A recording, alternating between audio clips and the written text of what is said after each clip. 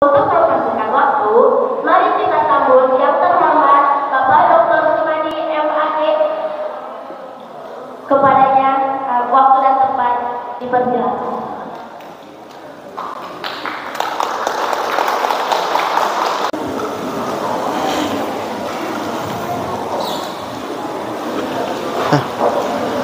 Bismillahirrahmanirrahim. Assalamualaikum warahmatullahi wabarakatuh. Alhamdulillahilladzi da'ana ila daris salam wa hadana ila subulis salam. Wassalatu wassalamu ala khairil anam. Yang sangat saya hormati Bapak Pembina Peminatan IPA IPS, Bapak Andri, adik-adik para panitia yang sudah punya kreativitas dan inisiatif untuk mengadakan acara pada hari ini tentang religion peminatan di tahun 2022.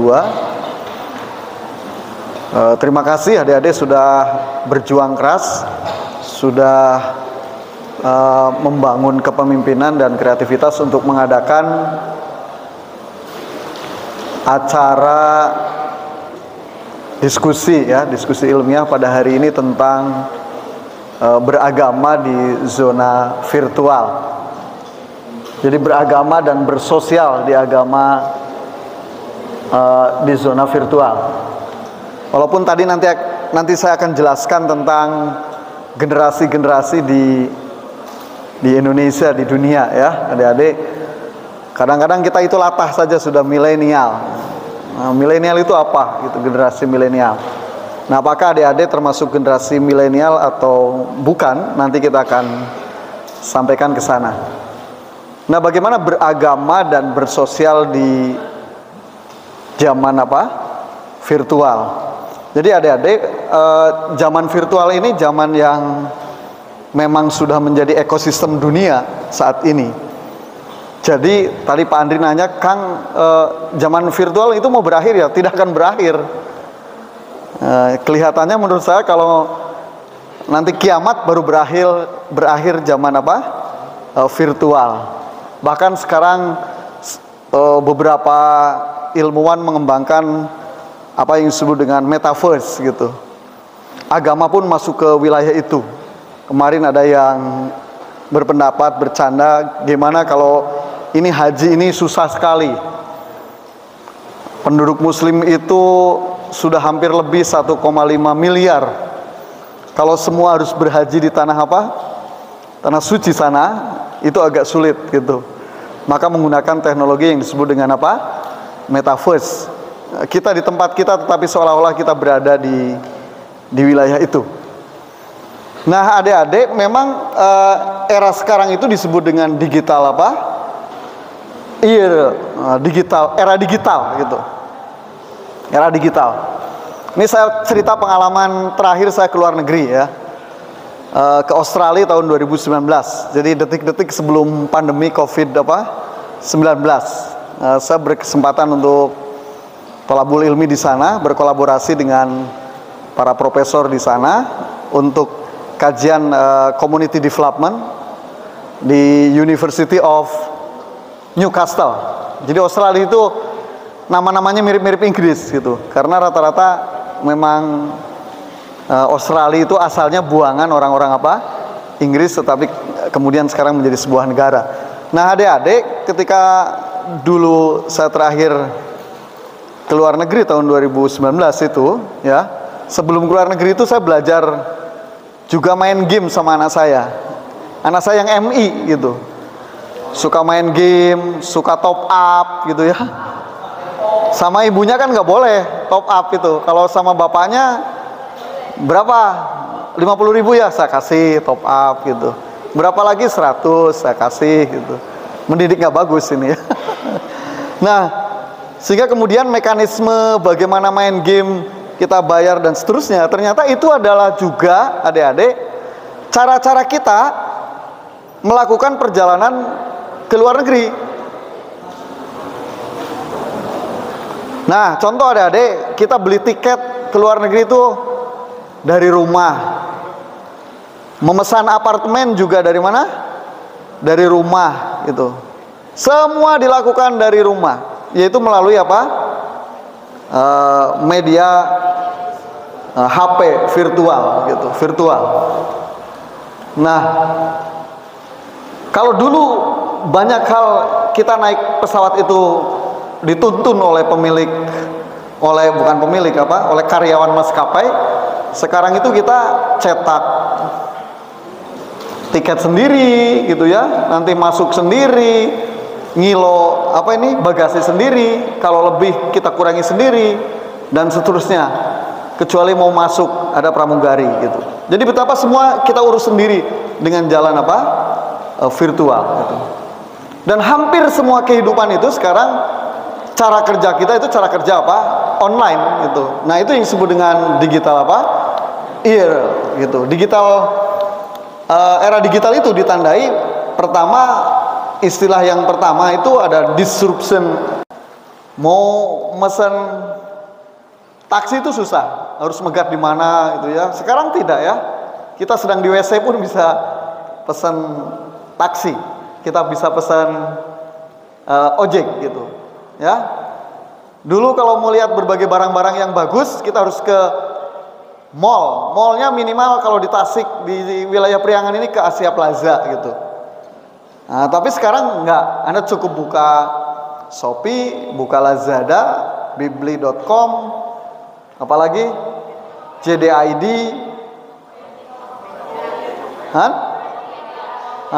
Tokopedia dan lain-lain. Dan Anda bisa tiap hari lihat itu semua, gitu ya, lihat itu semua. Nah, itu disebut dengan disruption, era disrupsi. Nah, oleh karena itu era disrupsi itu ditandai oleh volatility, kecepatan. Segala sesuatu itu sekarang cepat, ya. Adik-adik, orang cepat terkenal tapi cepat hilang juga, gitu. Nggak kayak zaman dulu Rhoma Irama itu awet abadi gitu ya, terkenal gitu. Nah, sekarang kecepatan ya, artis-artis juga sekarang deretannya banyak, sampai nggak hafal saya sekarang. Kalau dulu hafal ya, Rhoma Irama gitu, terus siapa lagi?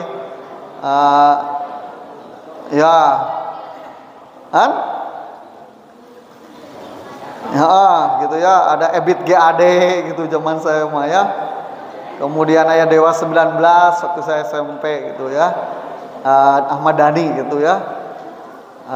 Dan lain-lain. Ada Slang gitu, itu angkatan saya SMP. Nah, kalau sekarang sudah banyak sekali, dan karena cepat berubah, segala sesuatu itu cepat gitu. Kemudian yang selanjutnya itu juga ada uncertainty. Segala sesuatu itu hampir tidak pasti.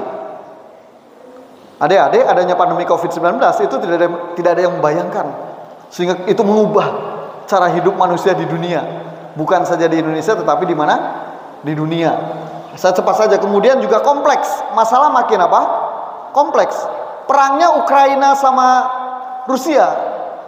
Kok kita jadi ketiban, BBM jadi mahal gitu. Nanti tiket pesawat juga akan mahal. Ini gara-gara apa?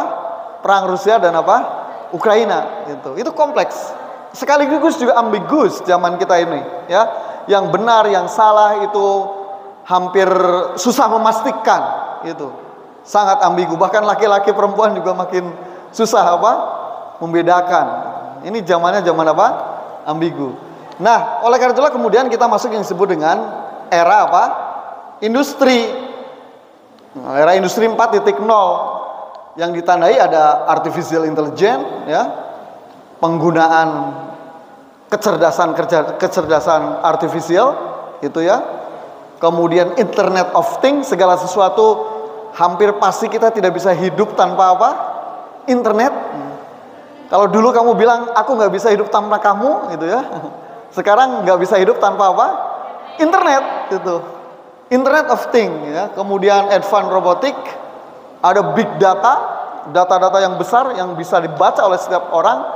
Oleh karena itulah kalau kita bicara tidak boleh sembarangan datanya, karena itu bisa dikoreksi oleh siapa saja. Pak Luhut kemarin menyampaikan bahwa sebagian besar masyarakat Indonesia ingin pemilu ditunda, dan itu berdasarkan data, analisis big data dari media sosial, dari berbagai platform, dan kemudian beliau simpulkan bahwa banyak sekali rakyat Indonesia menolak pemilu, tetapi itu kemudian dikoreksi oleh berbagai ahli. Gimana metodologinya dan seterusnya dan seterusnya. Nah, itu era big data.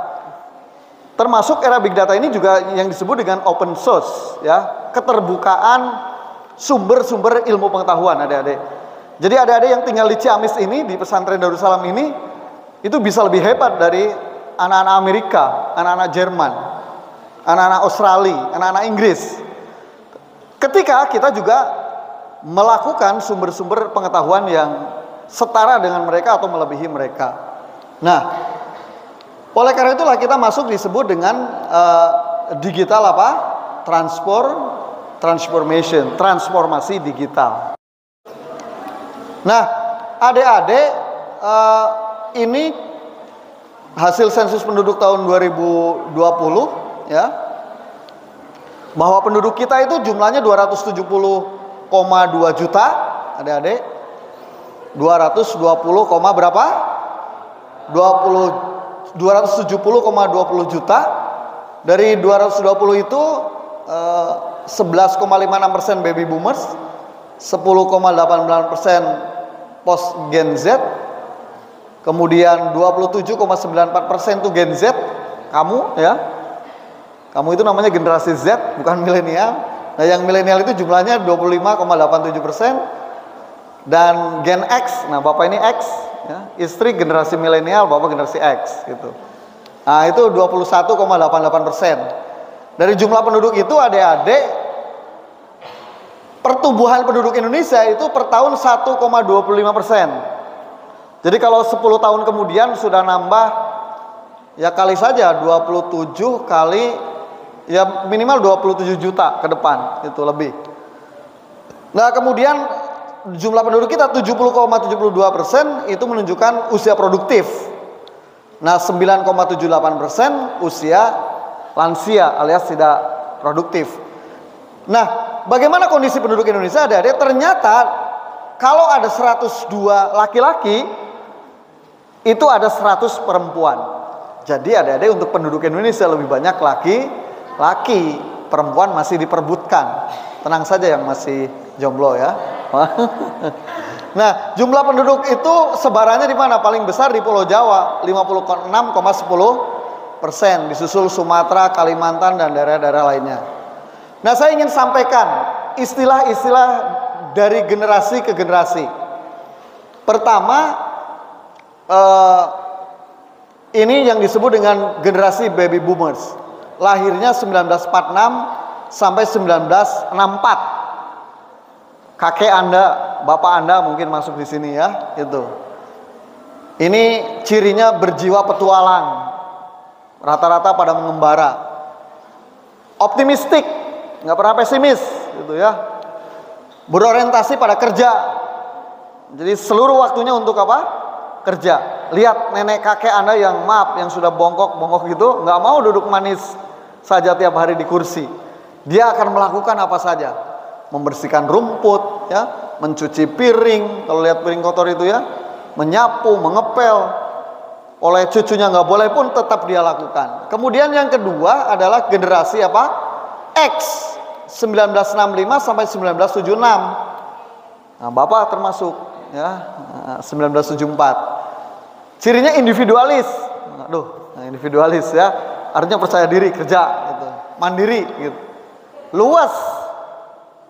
Tapi luas juga, ya, sikapnya luas, gitu. Skeptis, nah, kadang-kadang nggak percaya lah, gitu, ya, kepada hal-hal yang besar, narasi-narasi besar nggak percaya. Harapan tinggi terhadap pekerjaan. Nah, sekarang sudah berharap pada pekerjaan. Nah, selanjutnya generasi milenial, itu cirinya pede. Jadi tadi usia 25 sampai berapa? 40 tahun. Nah, itu milenial. Pede, kayak Pak Andri itu milenial, baru kawin, gitu, baru kawin BK, baru kawin, PD BK, ya, berorientasi terhadap kesuksesan, toleran, kompetitif, haus perhatian. Nah, jadi kalau guru-guru kamu itu banyak yang apa? Milenial, supaya ngasih nilai bagus, kasihlah perhatian. Enggak, ya. Nah, kemudian generasi Z. Nah, kamu milenial atau Z nih? Z, ya. Generasi Z itu 1996 sampai 2010. Rata-rata kelahiran berapa, Cung? 2005, 2006. Kalau 2006 berapa tahun sekarang usianya? 18 tahun, ya. Mungkin ada yang 17 gitu. Ada yang 16. Berarti kecepatan itu sekolahnya, ya. Cirinya itu menghargai keberagaman. Benar, kamu suka menghargai perbedaan kayak gitu ya. Orang lain begitu, saya begini gitu. Yang lain suka seblak, kamu suka bakso gitu ya. Yang ini suka karedok, kamu suka ketoprak gitu. Tapi bisa duduk bareng, makan bareng. Nah, itu menghargai keberagaman ya. Orang tua kamu Persis, tetangga kamu Muhammadiyah, tapi kamu kemudian tetap hidup rukun. Nah, itu menghendaki perubahan sosial. Suka berbagi, pelit atau suka berbagi nih kamu? Suka berbagi ya. Kemudian berorientasi pada target gitu. Punya target-target tertentu. Nah, selanjutnya 2010 ini namanya generasi apa? Alpha. Tapi memang kadang-kadang kita latah milenial. Padahal Anda termasuk yang generasi apa? Z, 1996 sampai 2010. Nah, adik-adik, sebagai generasi Z itu ada kelebihan, ada kekurangan. Intelektual yang baik, ini kelebihannya ya. Karena sering baca, sering membanding-bandingkan, sering meneliti gitu. Biasanya kan kalau mau beli sesuatu kamu langsung beli nggak? Banding-bandingkan. Di Lazada berapa, di Shopee berapa gitu ya. Di Bibli berapa gitu. Nanti cari yang murah tapi dengan kualitas yang apa? Sama. Suka begitu atau langsung saja tembak beli? Oh, kalau laki-laki langsung beli katanya ya. Kalau kamu perempuan, adik-adik, pilih-pilih dulu ya.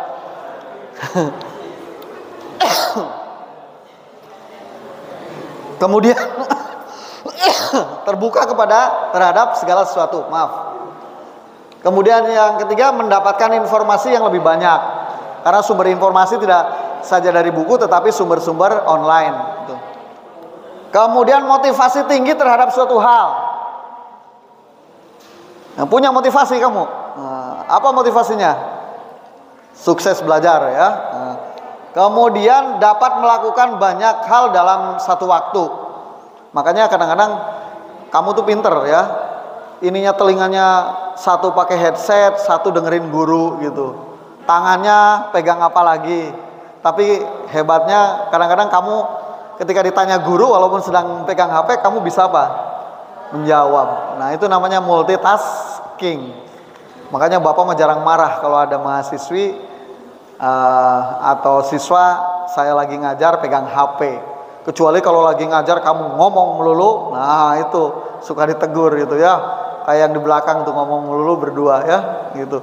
Kalau sudah ngomong berdua itu, ya apapun yang diomong di depan itu nggak akan kedengaran, gitu, nggak akan kedengaran. Nah, jadi multitasking. Tapi kekurangannya apa? Individualistis. Nah, kadang-kadang individual, nggak peduli sama yang lain, gitu ya. Tidak fokus. Karena bisa kerja multitasking, artinya tidak fokus, ya. TV disetel, tapi HP juga dimainkan, gitu. Musik disetel lagi, wah, tapi bisa gitu ya. Akhirnya tidak fokus. Suka hal-hal instan, susah sabar. Ke mamah kamu tuh cepet mah, ayah cepet atuh, gitu ya. Ibunya bilang sabar. Gitu. Kurang menghargai apa? Proses. Memiliki emosi yang labil, gampang marah. Gak dikasih jajan oleh orang tua sesuai target, marah, ngambek, gitu ya. Gak diikuti kemauannya, ngambek, gitu. Nah, itu kelemahan generasi Z dengan sejumlah kelebihan, tapi juga memiliki apa? Kelemahan-kelemahan. Nah, oleh karena itulah adik-adik, tantangan generasi Z ini, ya adik-adik, Itu diantaranya memang tantangan yang pertama itu mudah depresi. Nah, kelemahan seusia adik-adik itu mudah depresi. Masalah kecemasan dan depresi yang lebih tinggi dari generasi sebelumnya itu dihadapi oleh remaja. Menurut riset Pew Research Center, 70% remaja dari berbagai ras, etnis, jenis kelamin, tingkat pendapatan, keluarga, itu menjelaskan mereka mengalami kecemasan dan depresi. Itu masalah yang mereka hadapi saat ini. Nah, penelitian lainnya juga mengungkapkan bahwa lebih dari 1 dari 8 orang Amerika berusia 12 hingga 25 tahun itu mengalami masalah besar, yakni depresi gitu. Jadi lebih dari 1 dari 8 orang. Jadi kalau ada 8 orang, lebih dari 1 ya bisa 2, 3, 4 mengalami apa? Depresi itu. Nah, generasi yang paling banyak melakukan konseling, ya, konseling itu adalah sekitar 37% adalah anggota Gen Z alias usia Anda, ya. Di sini melaporkan bahwa mereka menerima bantuan dari psikolog atau ahli kesehatan mental lainnya. Nah, oleh karena itulah survei lain menunjukkan adik-adik, survei UNICEF The State of the World Children 2021 kepada mereka yang berusia 15 sampai 24 tahun menyebutkan terdapat 1 dari 5 anak muda menyatakan sering merasa depresi. Jadi 1, 2, 3, 4, 5. Salah satunya mengalami apa? Depresi. Itu hati-hati. Bahkan menurut penelitian Perhimpunan Dokter Spesialis Kedokteran Jiwa Indonesia, 68% dari responden 1522 yang disurvei mengaku mengalami gangguan kecemasan. Ini tinggi sekali, 68% anak-anak muda mengalami apa? Kecemasan. Efeknya apa? Mereka sering merasa tertekan dan agak malas mengikuti melakukan berbagai kegiatan. Nah, menurut riset ini bahwa ternyata media sosial memiliki insentif atau kontribusi yang besar terhadap terjadinya depresi para pemuda dan pemudi yang berusia generasi Z itu. Oleh karena itulah maka Anda tidak boleh terlalu apa? Intens dengan media sosial. Harus diseling, jangan lebih dari 3 jam. Kalau sudah lebih dari 3, sudah mendekati 2 jam itu cepat, HP itu simpan, laptop itu simpan. Anda cari aktivitas-aktivitas lain, seperti hari ini, gitu.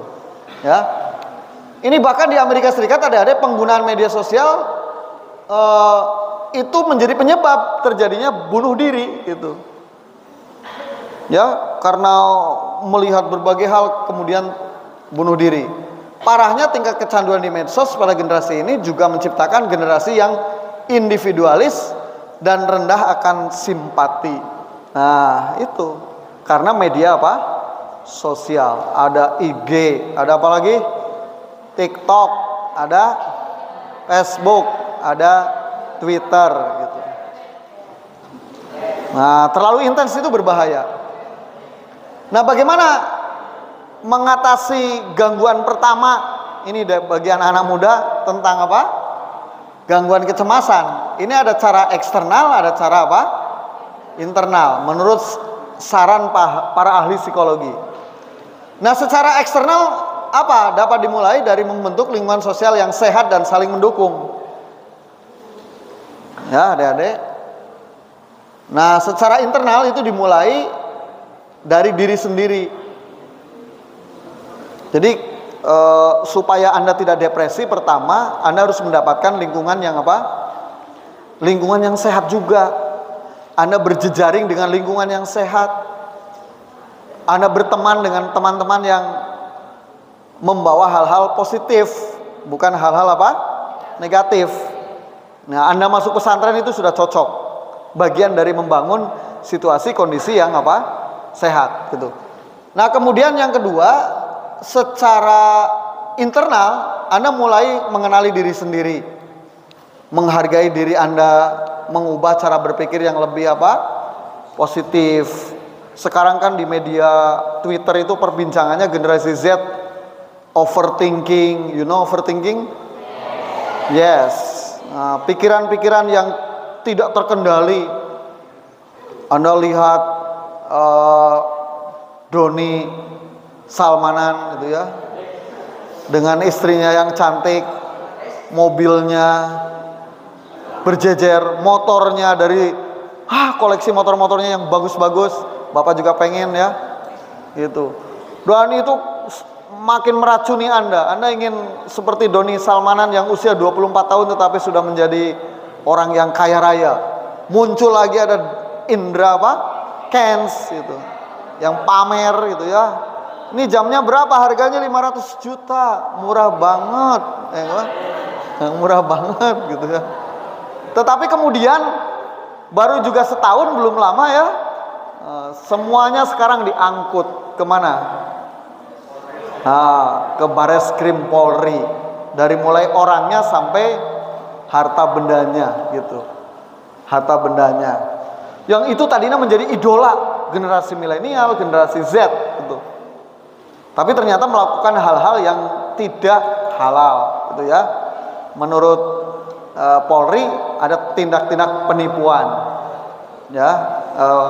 Bayangkan masih usia 24 tahun asetnya sudah lebih dari 50 miliar. 50 miliar tuh seberapa sih gitu ya? Ya banyak lah gitu. Yang satu lagi rumahnya aja 33 miliar gitu. Jam tangannya 1,5 miliar itu. Kaosnya 300 juta. Macam-macam. Tiap hari pamer di mana? Di media sosial. Dan itu Anda teracuni juga gitu. Teracuni juga. Nah, itu bahaya. Itu namanya overthinking Anda. Ingin seperti Indra Kents ya, Atta Halilintar atau Raffi Ahmad, sehingga Anda membayangkan nanti masa depan seperti apa. Nggak boleh. Ya, itu nggak boleh ya. Jadi kita harus berpikir lebih positif gitu. Cara sederhana minimalisir kecemasan yaitu kita perlu memahami ya bahwa kecemasan hanya dalam pikiran, bukan sebuah kenyataan. Nah, itu saran-saran psikologis. Adik-adik, oleh karena itulah kita harus fokus pada kehidupan saat ini. Adik-adik usia sedang mencari ilmu dan pengalaman. Jadi carilah ilmu pengalaman sebanyak-banyaknya. Dulu saya juga tidak membayangkan adik-adik ya, bersyukur gitu. Dulu yang ngapain sih ngaji ngaji nahwu, sorob gitu ya, hadis arba'in gitu. Dulu nggak kebayang gitu.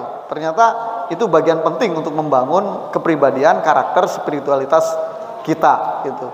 Dari sana alhamdulillah ya adik-adik, tadi sudah diperkenalkan gaya-gayaan oleh moderator. Kecepatan itu moderator gimana sih memperkenalkannya ya. Dulu saya dari Mandarussalam Ciamis, dulu sebetulnya pengennya jurusan IPA, tapi kok daftarnya ke keagamaan gitu. Jadi salah daftar. Itu akhirnya tanggung lah gitu ya. Sehingga pas saya masuk saya langsung ranking 32 dari 40 gitu. Wah, stres juga ya. Biasanya ranking 1 ini ranking 32 karena rata-rata materi keagamaan, tapi tanggung gitu ya. Nah, dulu kan saya senangnya matematik gitu. Matematik, ikut olimpiade lah biasa anak-anak sekolah ya gitu. Sampai ke Jawa Barat nih pidato, kayak gitu, ikut kayak gitu. Nah, jadi kita fokus pokoknya, nggak usah mikir masa depan, nggak usah mikir yang seperti tadi. Fokus thalabul ilmi dan mencari pengalaman sebanyak-banyaknya gitu. Nanti janji Tuhan, janji Allah Subhanahu wa taala, orang yang berilmu dan banyak pengalaman dan berakhlak baik nanti akan mendapatkan tempat yang yang baik pula gitu, yang baik pula. Nah, hal terpenting juga adalah belajar menerima kenyataan, berhenti membandingkan dengan yang lain gitu. Duh, HP saya ini yang 500.000 Xiaomi second buatan tahun 2014 gitu ya. Itu mah sudah iPhone-nya seri 12 yang harganya seri 12 ketika baru ya 18 juta gitu. ngapain gitu ya. Ya bagus lah kalau punya duit sendiri gitu. Tetap aja itu orang tuanya yang susah ya gitu. Jadi kita bersyukur punya, Anda nggak usah membandingkan kepada yang apa, yang lain gitu. Itu nggak akan stres gitu. Nah, stresnya kita itu suka membandingkan kepada yang lain, apalagi yang lebih besar. Nah, kehidupan pesantren, nah, ketika Anda masuk ke pesantren, pesantren mengajarkan untuk kita hidup anti apa? Depresi. Karena dengan pesantren Anda jadi mengurangi media sosial, dengan pesantren Anda belajar bersyukur, ya, dengan pesantren Anda belajar ketahanan diri, ketahanan mental, sehingga itu yang kemudian menyebabkan pesantren lebih baik dan lebih tahan daripada yang tidak pesantren gitu. Kemarin masa pandemi ini, wah itu ya, yang tidak pesantren itu adik-adik lebih banyak di rumah pegang apa? HP. Memang ada 1-2 tugas guru. Tugas gurunya dikerjakan sebentar. Lamanya main apa? Main game, mabar, main apa? Bareng gitu. Ya. Nah, kemudian itu ancaman pertama.